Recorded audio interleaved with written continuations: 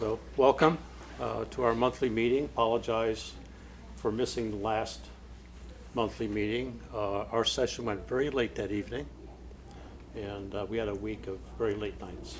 So that's those things do happen. So anyway, typically for those of you, I think there are some new faces here, so I'll explain how we tend to operate. Well, I'm going to have Edye get started, but we typically talk about our committees and what we're doing in committee, and maybe some general things that are happening right now. We're sort of mid-session, if you will. Well, we're actually beyond mid-session at this point. And then we just open it up to you folks. Comments, questions, whatever it is you'd like to chat about, okay? So with that. So hi everyone, I'm Edye Graning. I live in Jericho and I'm in my first term in the State House. I'm so glad we have so many people here today, so thank you everybody for coming out. This is lovely. I serve on the Commerce and Economic Development Committee, and our big bill that we sent over to the Senate this year is for data privacy. It was about an 80-page bill. It was a big bill. And the Senate is now looking at it and trying to figure out how to make it work for Vermonters and businesses. They're coming down really hard on the side of business and less on the side of Vermonters, and we're keeping an eye on it to see how we need to figure it out, and we're hoping that it's just a little hiccup and we'll get back on track. But our committee spent a big part of last session, off session, and this session until we sent it to them on this bill, working with advocates and businesses, and it's a big lift, and we're trying to be the 15th. Actually, we would now be the 16th because Maryland just passed theirs.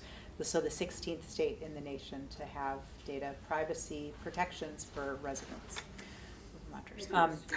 Currently, we're looking at kids code or age-appropriate design, which is a building block on that. How do we make sure our kids are protected online, and that addictive properties aren't built into the platforms that kids use. And a couple of other states are working on that, but we would be in the earlier stages on that one. So these are all consumer privacy data. What am I thinking? Not consumer privacy. It'll come to me. It's been a long week. So this is consumer protection. These are consumer protections. We're looking at a little bit of a tweak to automobile insurance and a little bit more consumer protection with underinsured coverage and uninsured coverage, and figuring out if that's a policy decision. The Senate sent that to us. We're trying to decide if we concur and we want to keep going forward with that. That's one of the things we're doing right now. We sent to the Senate a bill about creating an Office of Workforce Development, separating it out from the Department of Labor, so that we could have a more comprehensive state workforce development plan, not just using the federal money the way it is now in the Department of Labor, but private, state, and federal funds in a bigger, comprehensive way with the reporting directly to the governor. So we're hoping the Senate moves forward on that. I'm sure there are a lot of other things, but today was Tourism Day, and we had the tourism industry come in and present what's going on for them, and they are saying, we need housing, and if you don't do anything else, make sure that we can have some housing, please. So that's not either of our committees, but we're both tangentially also working on that. Except the money part. Well. Anyway. That's, you all yeah. set? I think that's low-income housing? Workforce housing. Workforce housing. Yeah, and it's interesting because there's a good tension with tourism, because short-term rentals is a big part of tourism, and short-term rentals takes permanent housing off the market, right? So it's a really interesting tension that industry, and tourism is our biggest industry in Vermont, creates, right? So we have really interesting discussions about that. Yeah. So, yep. That's all I got. That's all you got? Okay. That's all I got. Okay, Trevor Squirrell, and this is my 8th year of being a state representative. My standing committee is appropriations. I've been on that committee for 4 years. I also am chair of the Legislative Committee on Administrative Rules, which meets year-round. And that particular committee is responsible for overseeing all the rulemaking that takes place in the departments and agencies across state government. When we pass legislation, a lot of times there's rulemaking to implement that legislation. Louder. Louder? Sorry. Appreciate that. But anyway, my standing committee appropriations, the House starts with the budget. Our budget this year is about $8.5 billion. We start with it in January and work through that process. And we had it on the floor of the House 2 weeks ago. We voted it out, and the Senate now has that.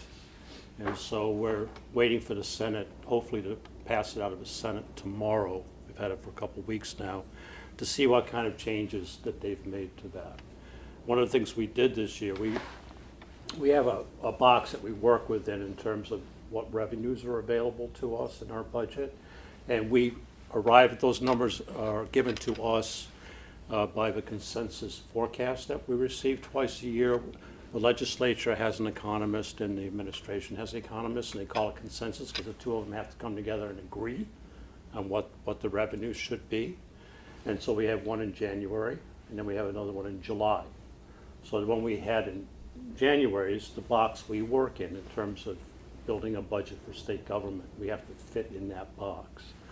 Now, as time goes on, even though we haven't had a July forecast, the Senate becomes actually more aware of funding that might be available through that process, and so they can build some things into their budgets. But because of some really strong needs that we have and challenges we have right now, think housing, probably number one. I think public safety in the criminal justice system is right up there. We have some issues around health care that we want to deal with. And I'm just going to set over education over here just for right now, because it's a different funding source. And I'm sure there may be some questions about that. And so one of the things we did this year, we took a look at like housing, like public safety, and some Medicaid expansion things we wanted to do. And we developed bills. Instead of putting the money and the ask in the budget, we've developed different revenue streams for each one of those three items in three different bills. And then we also included the appropriations for those different areas in those. So those three bills went separate from the budget. And like the housing, with the revenue streams attached to that, it calls for an investment of about $100 million a year for the next 10 years. Senate doesn't like our tax proposal with that, so that's a conversation that's going on right now. We need to get it back from the Senate, and then generally what will happen is that the Senate will make enough changes that we won't concur. So we'll have a conference committee of 3 House representatives and 3 senators, which will get together in a room and have a conversation back and forth and come to a consensus as to what we all agree on, and then we bring it separately back to the House floor and the Senate floor to make a decision. Generally, we do make a decision and come to some consensus on that. It passes, and then it goes to the governor, and the governor has some options about what he may choose to do, whether it's to say thank you very much and sign it, veto it, or let it go into law without signing that. I kind of suspect I know where he's going right now with the way the budget's structured. But anyway, that's the work that I'm involved in. So with that, I guess we'll open up for questions. And if you would just say your name and the town that you're from with your question, that would be really helpful for everybody in the room. Well, I guess I'll start. Great. I'm Carla Hochschild, and I live in Underhill. And I guess I'm majorly concerned, as it seems everybody in the state is, about what's going to happen with property taxes and all the needs that our school systems need. And I don't know if I should join this on here or just state my feeling about it, but I'm very concerned about the governor's choice for the Department of Education. And I wanted to express that so that you could at least come back with that if you need to. I spend a lot of time working on education stuff, even though it's not in my committee, so I'll It's in your start with wheelhouse, this. It's though. in my wheelhouse. Does everybody know what your role is? I chair the Mount Mansfield School Board in addition to being Okay. a rep, so that's, so what I would say is if you have concerns about the Secretary of Education nomination, reach out to your senators. We don't get a vote, but the Senate. We don't Just get a the vote, Senate. but the Senate gets to confirm the position, and they are currently having small meetings with her, individual meetings, and I believe Senate Education will be having an official meeting with her before it goes to the floor for confirmation. And that is on Monday, is that right? It is not on Monday. It was originally going to be on Monday. Her first day will be Monday, and so she will start prior to her confirmation. She starts working before she gets confirmed? That is how it works in Vermont. All these things that I didn't know either, and Wow, I that's just really am frustrating. learning. So reach out to your senators, reach out to Senate Education. They are the current So gatekeeper. Who are those people again? So our senators are Thomas Chittenden, Keisha Ram Hinsdale, and Ginny Lyons. Okay. So, Beyond email, what else is there to do beyond, I mean, I emailed them and heard back. you can also email the folks on Senate Education, because they're going to be, and it's specifically if you have questions that you'd like them to make sure they ask, that would be another opportunity. And I will say, if you didn't get a response back, doesn't mean they didn't read it. No, I got a response back from Thomas. Oh, okay, It was great. pretty, I think it was pretty cut and paste, which is fine, but Email traffic's a pretty I heard crowded. that they're getting, Hi. that they're getting 10 to 15 emails every day about her, which is great. Yeah. That's yeah. Yeah, and I'll leave it there with that one. So, so when it comes to, I haven't had an opportunity to interact with her at all. Personally, I don't see any experience in the classroom or in school management, specifically in school, or Yeah. any public, Any- right? So, any so that. interaction with people who actually go to school. So that I have concerns about Yeah. that. I have concerns that our agency of education really needs a proven leader right now.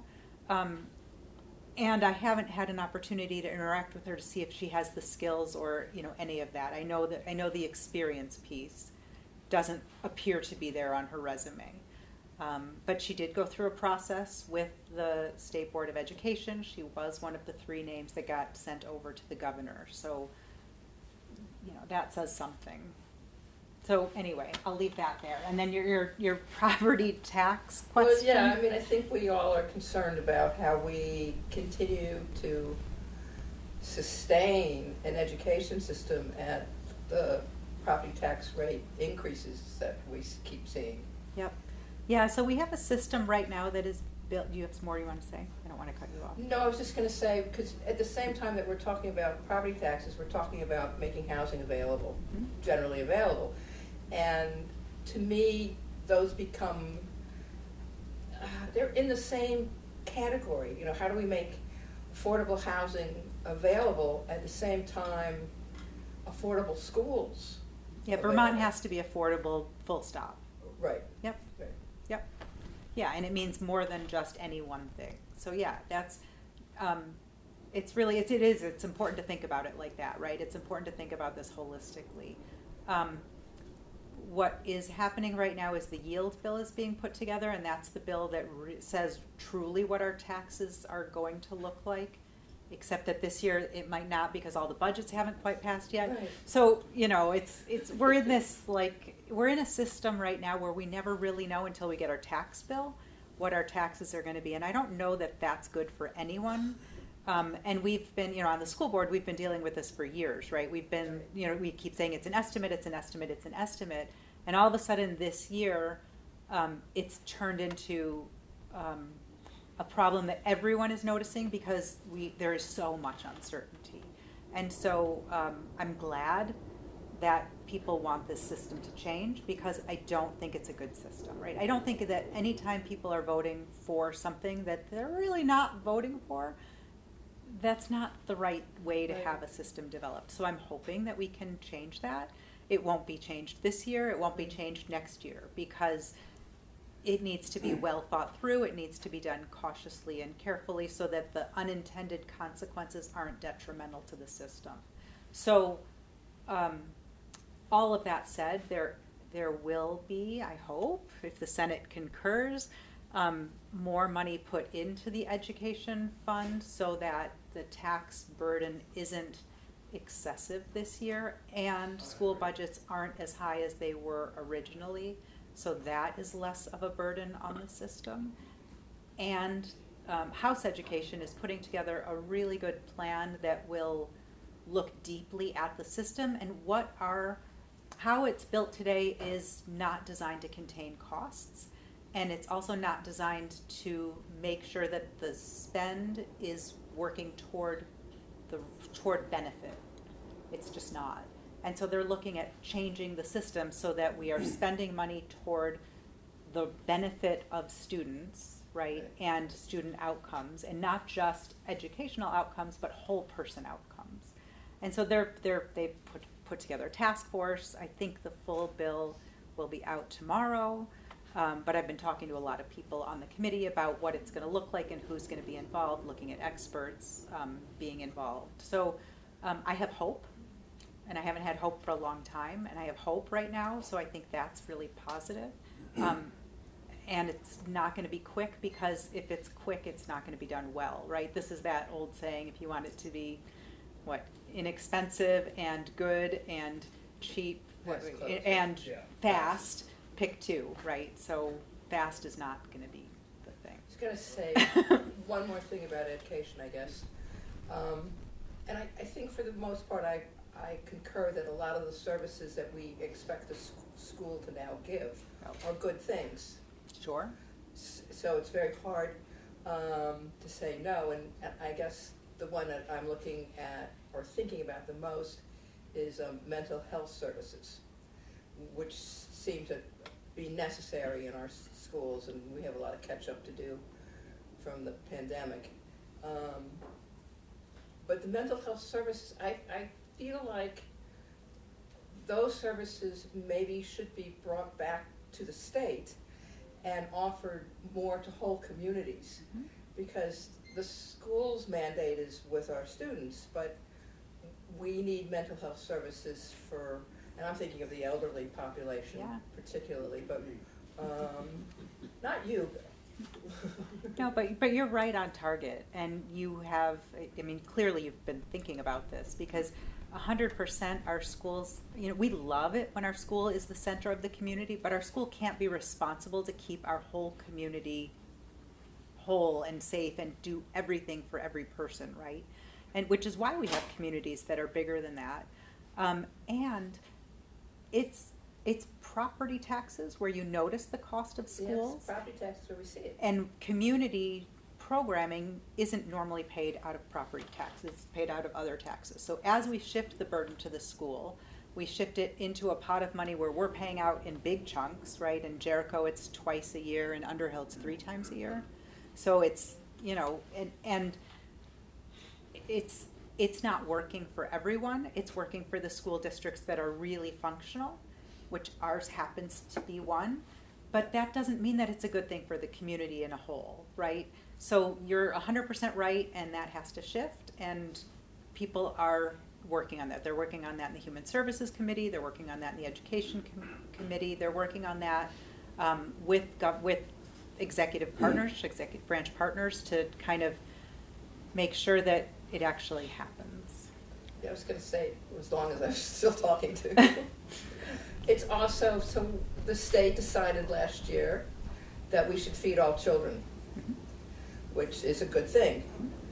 But I'm going to say with the elderly too, perhaps we shift all of accessible food into a different pot and make it for those in communities who may need it, instead of the patchwork that it is for elderly to receive food services. It's an interesting concept that hasn't come up in any of the conversations that I've had, and I'll take it back. Okay. So, yeah. Bill? Hi, I'm Bill Butler. I'm impressed with your, I'm from Jericho. I'm impressed with your commitment to housing. Yeah. And so you're proposing to put 100 million a year for how many years? It's about 10 years. Can you expand on that at all, or is that about it? It's H 829, which is the House bill. And the revenue stream is the property transfer tax and income tax. Right now, when you buy a house, part of your cost is the property transfer tax, which is about 1.25% of the value.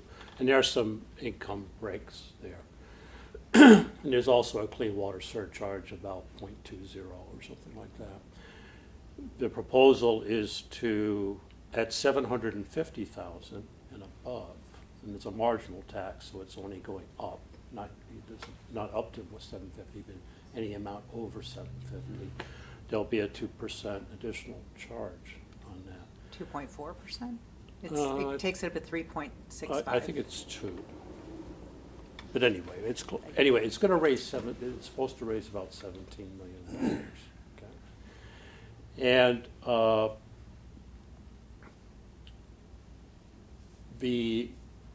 then the income tax is on 500,000 or more per year. Right now, if you make over $250,000 a year, or you make $1 million a year, you pay the same amount of income tax. So Percent. it's not very progressive. So in that segment, it's not progressive. So I think a lot of folks are feeling like this is an opportunity. We should be doing that. People can afford to pay into the system for things like that, and that would raise about $70 million.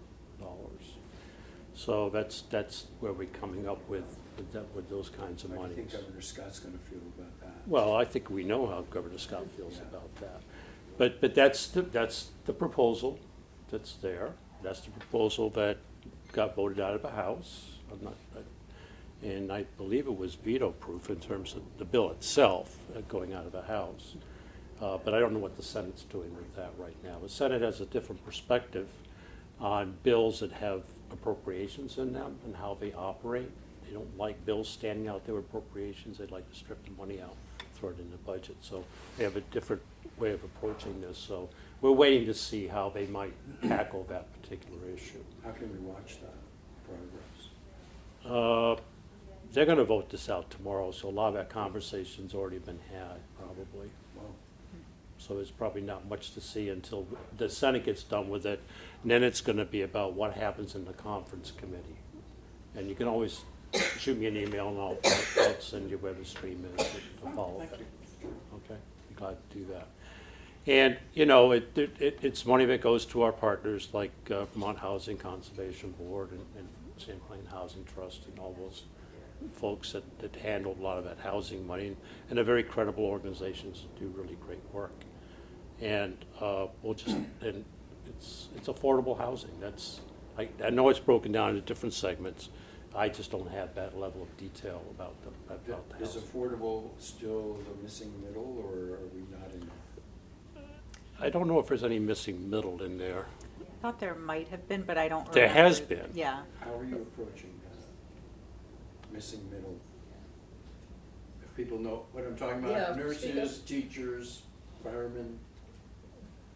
Professional working people. Yeah. Neither one of us do housing, so I see. We'll bring an expert for another meeting. Ask I'll get someone on call. yeah, Edye has her committee and their subject matter. In appropriations, what we do, we have 12 members on the appropriations committee, and we have our own budget portfolios. Okay, we take on certain areas of state government. Mine happens to be criminal justice, so I have the court, state's attorneys, corrections, all the elements of the criminal justice system. That's why I was heavily involved in the public safety and the criminal justice project. And I also have all the environmental stuff with the Agency of Natural Resources, so I have a fairly broad, but I don't have housing in it. So it's hard to keep up with some of the details of that. Sure.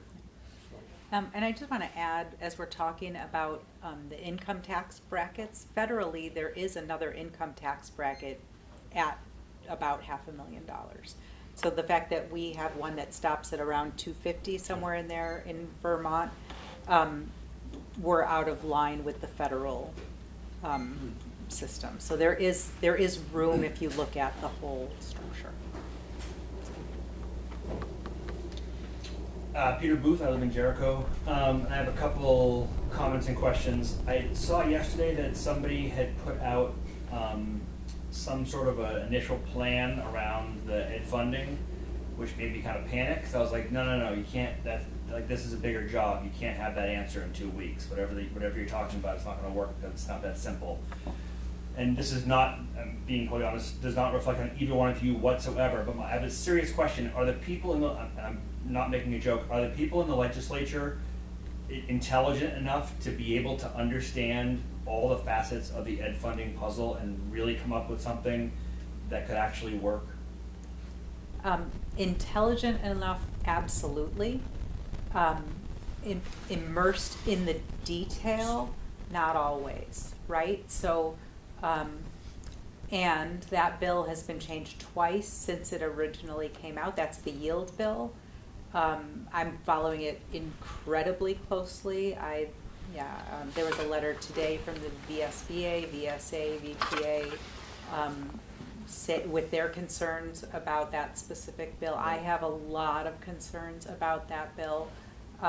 This is the bill that also has the forward-looking Committee of Education Committee blue ribbon study group to figure out how to really set up the system. So that's now on that bill. It's supposed to get voted out of the committee tomorrow and be on the House floor next week.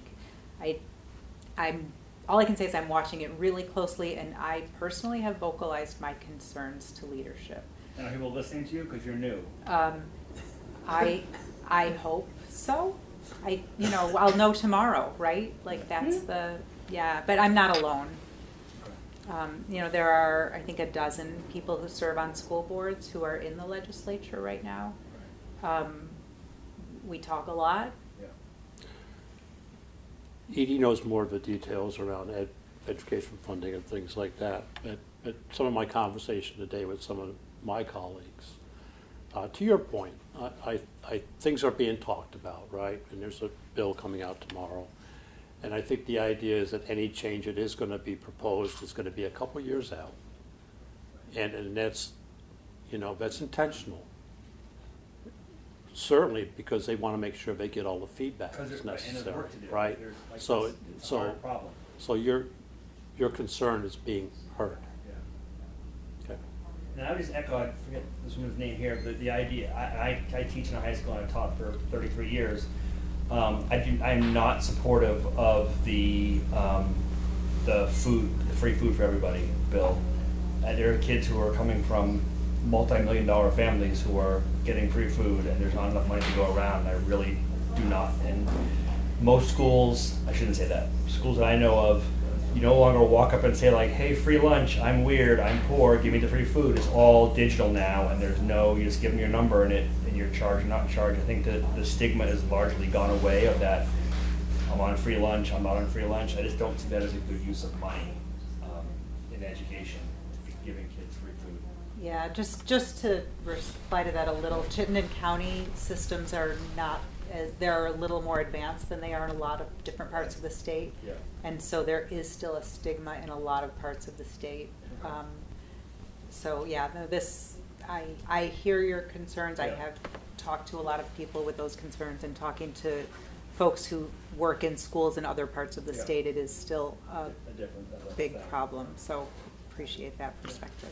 And the overhead of providing it to everyone, substantially less money than trying to parse out different folks in the system. So that was part of that consideration also. Other questions? Comments?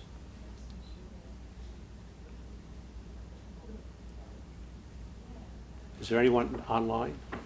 There's one person online. Okay, but no question? Okay, that's fine.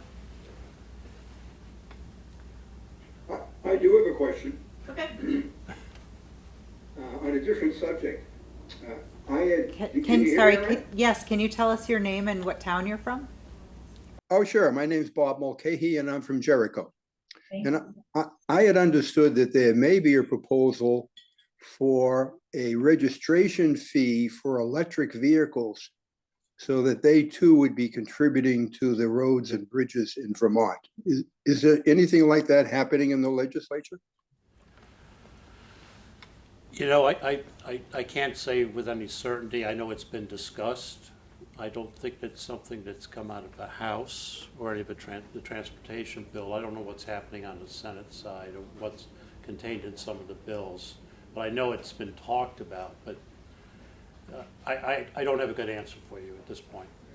Yeah, Okay, thank you. the underlying issue is that with more electric cars on the road, the gas tax that has been funding our roads and road construction is decreasing significantly, and so our transportation fund is significantly decreased and continues to decrease every year. So the question is, what is the right amount, and how do you have folks with electric vehicles contribute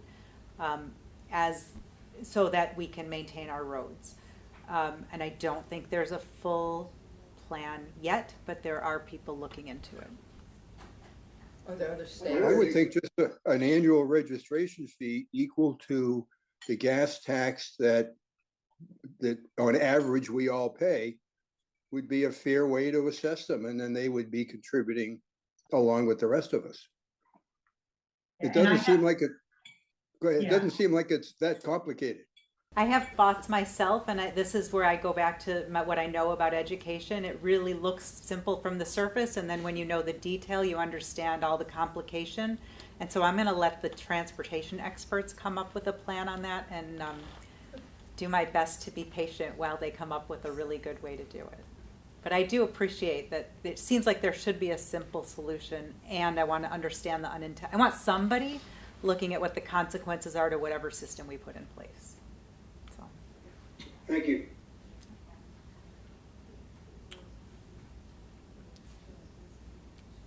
That's it? No more questions? Yeah, I've got one, and I don't know if it's in the House right now, but the Senate passed one on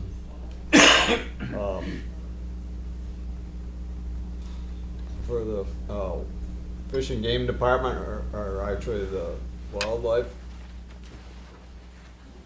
Yeah, it's Senate 258. That's what you're referring to. Is it? And it's, It's in the House now. It's in House Environment and Energy. Yeah, what it's, I don't know the details because I know what the general approach to it is. I don't know what's actually in the bill because things change as they move around. But what he's referring to is there's been a lot of concern in Vermont, but it's also been occurring across the country that we have fish and wildlife departments that are not necessarily, it's not necessarily my opinion, what I'm saying here, are not responsive to the various folks that interface with nature, okay? Not just consumptive users, what are hunters and fisher and trappers, but also non-consumptive users, hikers, people that canoe, people that bird watch, all those kinds of activities, which has certainly increased over the past few decades.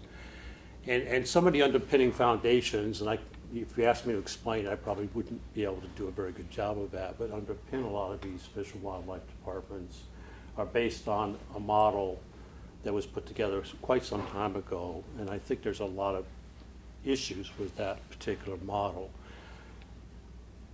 Fish and Wildlife Department is unique in the sense that you have a department, and you have folks that work in that department, biologists and things like that. And then you have a Fish and Wildlife Board that's one person from each county that's appointed. In this case, our system is set up so that the governor gets to appoint someone from each county to be on that board. And many years ago, the legislature decided they didn't want to be in the business of setting hunting, fishing regulations. So that's how this got created, and now it got created in other states. And so they, in fact, have in some ways more power than the department does. So if a department can come to the board and say, we think you should do X, and the board can say, yeah, I think that's a good idea, we can do that. They have that rulemaking power, even though rulemaking still has to come through my LCAR committee. Or they can say, no, no thanks, you know, and send the department back to redo that. And one of the concerns has been that the board right now it's all made up of hunters, trappers, consumptive users. It's not making allowances for those other folks on that board. You can say, well, maybe that's the fault of the administration and what have you. And they can take some responsibility for that because they can certainly make different decisions than what they are making right now. I'll tell a story. I chair the Legislative Committee on Administrative Rules. Over the last couple of years, 2 bills were passed, H-159 and H-165. Forget exactly what year it was. The 159 was changes to trapping, that they asked the department to go back and change some rules and go through rulemaking. And then the 165 was a bill about hunting coyotes with hounds. And they wanted, again, the department and the board to go back and do rulemaking to make some changes, okay? The department decided to put the 2 rulemaking processes together in one rule, which is fine, and they brought it to my committee. And my committee is a joint committee, so there's 4 senators and 4 representatives on it. And so we review the rules to make sure that they followed the right procedure for rulemaking called the Administrative Procedures Act. Does it meet legislative intent? Is it arbitrary? Have you done the required economic analysis or the environmental analysis and things like that? So we don't really get into the policy conversation. That's not really, although we ask a lot of policy questions, but we don't make decisions based on that. We make it based on the fact that the department has followed the process, okay, including responding to public input. The committee felt like the department had not met legislative intent in various elements of the rule, and also did not respond to public comment. Only was responding to our committee. So we had it back and forth over a couple of months, which is unusual for rulemaking in our committee. We usually one meeting, we say, fine, you're wonderful, go away. But not with this. It was I had 2 full rooms of people giving testimony on both sides of this issue, on these rules. So we finally sort of aired it all out, tried to be fair to everyone so they could have a conversation, have that discussion. The department came to me and said, well, what would it take for us to get to yes on the rules? I said, well, I think there's 3 issues here and there's an issue here. And I said, I think if you address those, I think the committee will be comfortable with that. We can approve the rule. So the department went away and basically went back to the board and suggested the 3 changes we recommended to the department, to the board, and also one on coyote hunting. And the board said no to all 4 of those. So the department made a recommendation to the board, and the board said no. So we ended up approving the rule with a certain number of objections to it. And what that means, I'm getting a little off here, but I might as well explain what it is, how we operate. If we approve a rule, then things go forward. If we object to a rule, they can still go forward with the rule, which the department ended up, and the board ended up doing, right, regardless of our objection. But what it does is our objection is then filed with the Secretary of State, and we certify that objection. So if somebody wants to sue the department on these particular elements of the rule that we objected to, the burden of proof now is on the department and not on the plaintiff. So that's the difference in what happens when our committee says, okay, we approve or we object to it. So what's happened with this legislation, I've been in the State House for 8 years now, so, and I've been on natural resources for 4 years before that. So I've had these conversations around fish and wildlife and that board and stuff like that. In my estimation, in my opinion, the department or the board with the department have been unresponsive to even any compromise at all. And they've gotten themselves in a place where even middle of the road folks, legislators, have said, you know, you're just the way you're acting is alienating us, and that's what's happened. Okay, and we get legislation out of that. I've always felt that if there had been some meeting and some compromise on some of the issues that people are concerned about, you know, a lot of people can't get their head around hunting coyotes with hounds. You know, they just can't get their head around that. They moderate people. So we end up with legislation. We end up with senators and folks like that saying, well, we'll do it legislatively then. But what's happening in that bill, in other words, they want to make that board advisory board, not a rulemaking board. Okay? So they're not necessarily doing away with it. But they do want the appointments to be more balanced on that board. That's what that legislation is doing. Well, they're looking, from what I've heard, right now, as you said, there's one from each county. It still would be. But if they want to cut it down to like four members, They want different folks to do the appointing. They don't want the governor to have the right to appoint all 14. So let's say, I don't know what's in the bill right now. Let's say the speaker would be able to appoint a certain number, and then the committee of committees, which is on the Senate side, might get a few appointments, and the governor gets half those appointments. I'm not sure what the numbers break down. So I don't think they're changing the number. I think I might be wrong about that, but I don't think they're changing the number, but they're changing the appointment process. To reflect the different constituencies. Well, not necessarily, but not saying you have to have 2 bird lovers and 2 of this and 1 of that. No, we're just saying that different folks, having a diversity of people doing the nominating, and they would take all of that into consideration. Mm-hmm. I don't think there's any quota built within that. Well, I want to make sure I answered your question. Just wanted clarification. I was Yeah. just wondering, that's Michael Oman, Underhill. I was just wondering then, would it still retain the geographic distribution, or would it not keep that? You mean the counties? The county, yeah. I believe it does, but I'm not absolutely sure.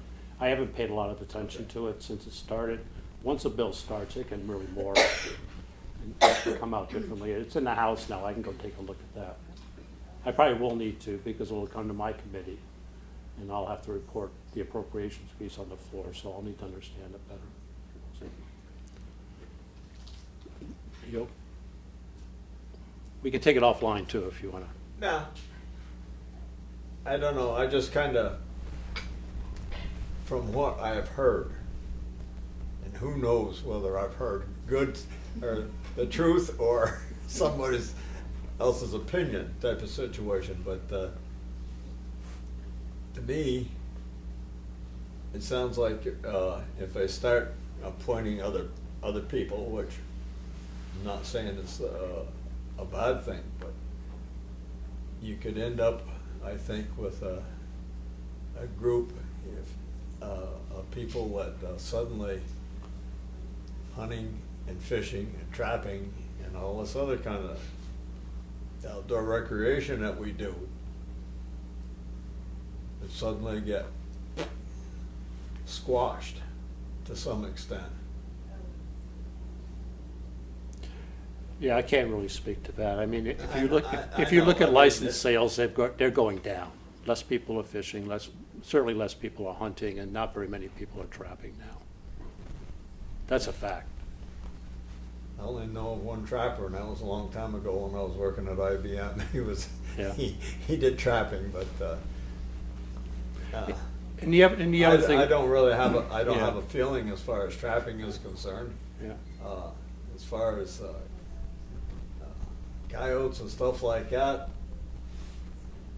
I can't personally see hunting them with a dog. You know and I know the hill up there behind us. Yeah. They're around, We have lots of animals. so. So it's just come to this place. And Vermont's not alone. It's happening across the country, where people are just taking another look at how Fish and Wildlife departments or what the governance structure is within those departments. I don't know where it's going to end up. I know it's in the House now, and so we'll see where we end up with that one. Yes. Susan Harrod, Jericho. I'm just wondering, is there, this is in light of the ruling in Arizona that sort of resuscitated a law from 1864, and I'm not talking about the subject matter of the law, but rather, is there a periodic review of the laws on the books so that the laws adequately reflect the interests and needs of our current activities? You know, is there sort of house cleaning that happens from time to time? I don't think that there's an automatic process, if that's what you're getting to. Or just a I think mechanism? if people raise issues, then sometimes, you know, a committee might be dealing with a particular subject matter, and then that rises to the surface, right? And I know there's been things in the past, in my tenure there, where they brought up things from 150 years ago and made changes because we realized it doesn't apply anymore, right? Whether it's around slavery or whatever the case may be. Right. So, but I don't think there's a systematic review of that. No, and that's, I mean, some laws get reviewed every year, some laws never get reviewed, and a few years ago, the Legislative Council, the lawyers who help us write the laws, did a more of a concerted effort when they were, you know, to do some rewriting to make things more gender neutral and do other things, and had a little bit of a broader perspective. But no, like that's something that when I ran for office, I'm like, well, we've got things on the books that are just don't make sense anymore, and why aren't we fixing that? Mm-hmm. And then you realize how limited everyone's time is. We could probably keep 3 more Legislative Council folks busy without doing anything differently, let alone adding more, you know, review and things like that. So it's definitely something that would be great to do. I don't know that it is practically going to happen, but I think we're pretty responsive when things do come up, right? Like when, you know, you have to send something by telegraph, like that gets changed pretty quickly now. Mm-hmm. So we are looking for more of that than we were. That came up this year, or last year. Telegraphs? Yeah. I love it. Falls under your domain with digital privacy. Sort of, yeah. Can you talk a little bit about that digital privacy thing? And like, I don't understand how the state of Vermont or any of the other 14 states, what could it really do to control how Facebook or Instagram are conducting themselves, and TikTok? Like, what is our ability with something that's not a brick and mortar? Yeah. So without the law, nothing. Most businesses have some kind of a data privacy policy, and they're all different, but most of them have them. And actually, the search engines rate businesses higher if they have a data privacy policy, and so they come up higher on your, you know, search list, which is fascinating, right, to know. But without a law, so with a law, we can require data minimization, which means you can only collect the data that you absolutely need to serve the customer. So you can't, you know, find out what their driving record is if you're, you know, selling books or, you know, like those, whatever. That if you want to sell their information for targeted advertising for more products, they have to say it's okay. And I'm just trying to think some of the other easy kind of things. That you have the right to be forgotten. in certain instances, right, not law enforcement, things like that, but in certain instances, you can say, yep, I was your customer, I don't want to be your customer anymore, stop sending me, I don't have to hit unsubscribe 18 times from your newsletter, you're required to actually unsubscribe me and lose my information. And there are a couple of other basic rights that we're hoping gets passed in the law. And you can choose, yeah, I want, Right. All those. Darn Tough Socks to sell my data to whomever they partner with because I really like their product and I want to be targeted by more products like that, right? So I could say that. Or I could say, no, I only want to go to the stores that I want to go to. I don't want you to sell me an extra pair of, try to sell me, right, that kind of a thing. And so it's just giving consumers the right to choose and the right to know what's happening with their data. And so it can make a big difference. And the states like Connecticut, which is where we've started our policy from, their customers, their residents are better treated. And it's anybody who's doing business, right? It's protecting the actual residents. So if a company wants to do business with Vermonters, and we do everything on our phones now, right? So you can be, but then they have to treat our data in a certain way. So it can make a difference. How about the addictive nature of all of this? Well, that's the kids code or age-appropriate design. Also can make a difference, right? We can say you can't send notifications after a certain time. You can't have automatic scrolling or automatic feed, kind of extra, all of those things. I'm going to use the wrong words, but yeah. And then you have to have enforcement. So I'm going to come to you. Our Attorney General is really excited about both of these and feels strongly that we need to be protecting Vermonters. So we just, yeah. No, I was going to come over here next. I just had a quick clarification. Yeah. Will that also address, like, every time you sign up for something like this, they'll send you around a new privacy policy, only 34 pages of Right. fine print, and somewhere in there is the thing that gives them the right to do all of those things. I mean, will there be some way of addressing that, you need to assent to this privacy policy to use the product, and buried in the privacy policy is their selling this thing, so you've agreed to it, but Right. you haven't really done it. Is there some way that we'll deal with that problem? Yeah, so based on the European model, you get one pop-up that is required information. Can I track it? Can I sell your data? Can I, it's like 4 different things.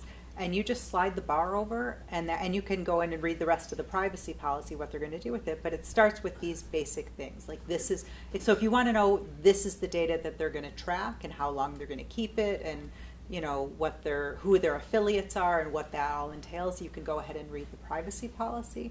But if you just want to say, only track the information that you need for me to buy this pair of shoes or socks or whatever it is, then you can do that. So, yeah. I'm very concerned about the explosion of online gambling. And to me, it's not gambling. Oh, gambling. And I'm, watching the Super Bowl, with an 8-year-old kid. And on comes Ron Gronkowski, a hero. And he's pushing gambling to an 8-year-old kid. And I didn't invite him into my living room, and there he is. And I consider that kind of thing as so addictive, it's like a drug. And, he's, to me, a drug dealer in my living room, and I don't like it. He took a lot of heat for that. I hope he did. And the NFL's taken a lot of heat for it, but I don't know if anything's going to change. So much money involved. I know. That's one that I would just say the Department of Liquor and Lottery is, both the regulator and the, whatever. Yeah, so we just have to keep an eye on it in the legislature. We made it legal. We decided that it was worth it to as a revenue source. And so we have to keep updating the laws every year to say, yeah, that was a good idea, that wasn't a good idea. We have to, we have to be the ones creating the box around that and creating the safety around it. And if we find that it wasn't a good choice, we have to be bold and say that it wasn't the right thing to do and make it illegal again. And so that's, I agree with you, it's been a shock to get all of that advertising all the time, and it feels like way too much to me also. And I don't know that anybody is, they've made tweaks this year, they're making tweaks, but I don't know. The tweak I'm making is I'm not watching NFL anymore. It's just, I've had it, I don't like it. That's fair. I say. On that topic, I find it fascinating that, that the school systems around Silicon Valley and so forth that have decided not to allow computers essentially in their schools. You know, YouTube and all the rest of it, that no, we don't want our kids online in our school system. And they certainly have the money to buy all this, and they certainly, probably their kids have it, but they said not in our schools. And I'd be interested if anybody's, you know, decided that no, we don't want our kids constantly exposed to screens in our school system. We want human beings talking to human beings. Yeah, there's a phone-free bill in Senate Education right now. Did it pass? Do you know, Patty, if it passed out of I Senate? didn't think it made it out of committee, but It didn't I'm make it out of committee? I'm not following it, Yeah, so. okay. There was a phone-free schools bill Oh, this phone-free year. schools. I don't know, I didn't hear that it made it out of committee either, so. That wasn't a big- I think there were some objections that it eliminated all phones off the property, Yeah. and, you know, these days, I don't have any young children now, Yeah.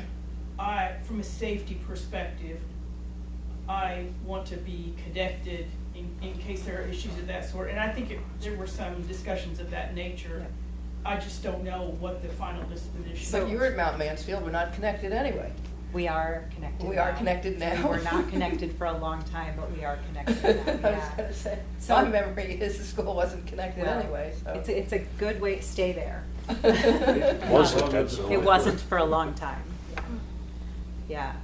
So it's something that's being discussed, it's not gonna happen this year. It's part of how do we figure out How do we keep our kids safe? mental health, And, physical and health. we're talking about, we want our kids to be able to make a 911 call, which is pretty scary when you It's think about very it that way, scary. right? It's horrifying. It's pretty horrifying.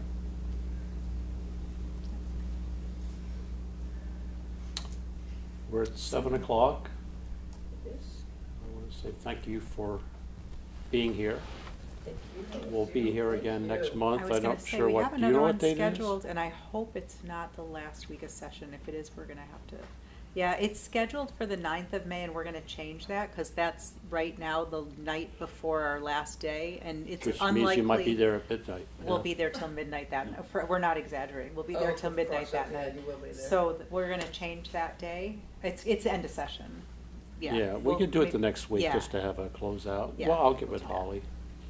We'll Talking coordinate. about the end of session, I just have a procedure question. Sure, Because I'm just following some bills. I'm just like dipping my toes into Vermont state law. So I know the 9th or 10th is the last day of your session, and the governor has a week. Has whatever, the governor counts He funny. has a certain number of days. He does have a certain number He of does, days. yeah. He has 5 days, but it's Okay. always not 5 It's days. like 5 business days-ish. Something, And yes. then, will you guys coming back in session? In And June. So when is that? It's What- not what is the- scheduled yet, but it's Okay. going to be mid-June. All right, I'm thank you. pretty sure I know when it is, June. because I was going to be off that week, and they said, I said that's a bad can you not be choice. off the whole week? It's So likely, I- it's likely the week of the 17th. It's going to be the couple of days. 17th and 18th. Okay. Yeah. It's going to be those So by 2 the days. end of June, everything's gonna be dusted and settled. Great, thank you. Hope so. That's the plan. Got it. That used to be the plan. Yeah. So thank you for coming. Keep an eye out for when we're coming back. And if you have more questions, don't hesitate to reach out to us. If we don't answer right away, we will answer. We just might not answer right away. Depends on the week.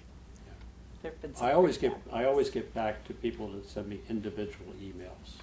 I'm not always, He's If really it's a good at personal it. email, what? I'm not as good at it as Okay. you are. You're way better at it. But if I get, NGOs and all those sort of form letters, it depends. If you're a constituent, I'll try to get back. But if it's an individual personal email, I'll always respond to that. It may not be the same day, you're right. It seems like this year in particular, the volume of emails, I think, has tripled for me. It's incredible this year. It's because you've said that too many times. Right, Trevor. exactly. Invitation. Oh, I don't mind the personal emails, I think they're great. But just the group emails that we get, it just getting inundated, so. You getting any threatening emails? What's that? You get any threatening emails? No. So that's healthy. This district, I've been doing this for 8 years now. It's a great group, it's a great community. And there's certainly folks out there that don't agree with me and have told me so. Right? It's Vermont. But I've never felt anything, not even remote. But I can't say that for my colleagues, so. Really? Oh, yeah. We have colleagues that have been threatened. Speaker's been threatened multiple times. But I will say, I think our politics are much kinder and gentler than they are in Washington, D.C. Which maybe that's a low bar, I don't know. All right, well, thanks a lot, folks. Appreciate it. Thank you. Thank you Thank you. both for coming and working so hard. Yeah, it's great. Thank It's you great. for coming.